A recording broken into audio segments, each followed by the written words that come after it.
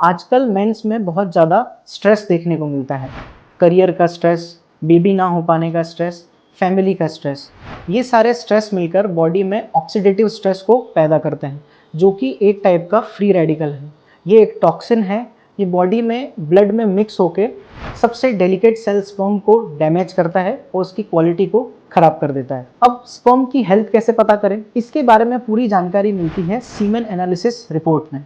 अब हम बात करते हैं स्पर्म काउंट के बारे में। नेचुरल प्रेगनेंसी अचीव करने के लिए स्पर्म काउंट का 20 मिलियन पर ml से ज़्यादा होना ज़रूरी है। यह आपके सीमेन एनालिसिस रिपोर्ट में मेंशन होता है।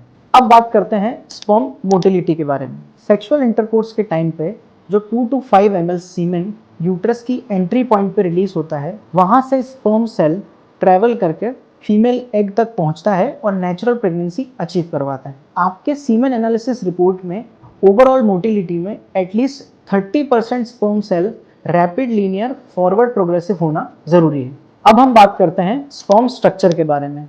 स्पर्म स्ट्रक्चर में मेनली 3 पार्ट्स होते हैं: स्पर्म हेड, स्पर्म की बॉडी और टेल। हेड स्पर्म को डायरेक्शन प्रोवाइड करता है, बॉडी आपका डीएनए कैरी करता है। थर्ड पार्ट होता है स्पर्म की टेल, जो कि स्पर्म सेल को स्पीड देती है, उसे गति प्रदान करती है। स्पर्म का स्ट्रक्चर 20% से ज़्यादा नेचुरल होना चाहिए। आयुर्वेदा स्पर्मेटोजेनेसिस की पूरी प्रोसेस को इन्फ्लुएंस करता है। जैसे मेरे ही एक patient initially 3 million sperm count की रिपोर्ट लेकर आए थे। आफ्टर 120 डेज ऑफ ट्रीटमेंट उनका स्पर्म काउंट 3 मिलियन से 108 मिलियन तक पहुंच गया। आयुर्वेदा में सबको केवल 2 ही हर्ब्स पता है, अश्वगंधा और शिलाजीत। अश्वगंधा डेफिनेटली एक एंटी स्ट्रेस मेडिसिन है, जो कि शरीर में ऑक्सीडेटिव स्ट्रेस को कम करती है और फ्री रेडिकल्स को खत्म करती है। मेल फर्टिलिटी के लिए अश्वगंधा बहुत इंपॉर्टेंट है, बट केवल अश्वगंधा ही नहीं, आयुर्वेद में ऐसे 100 से ज़्यादा हर्ब्स बताए हैं जो मेल फर्टिलिटी रिलेटेड प्रॉब्लम्स को डील करते हैं। जैसे किसी का काउंट अगर कम है तो उसे अश्वगंधा और कौच बीज लेना बहुत इंपॉर्टेंट है।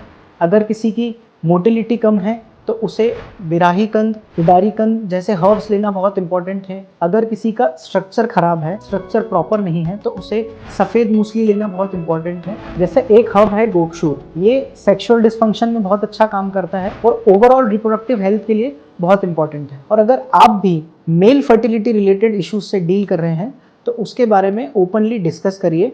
डॉक्टर्स आपके प्रॉब्लम सुनते हैं, समझते हैं और एक राइट सोल्यूशन देते हैं।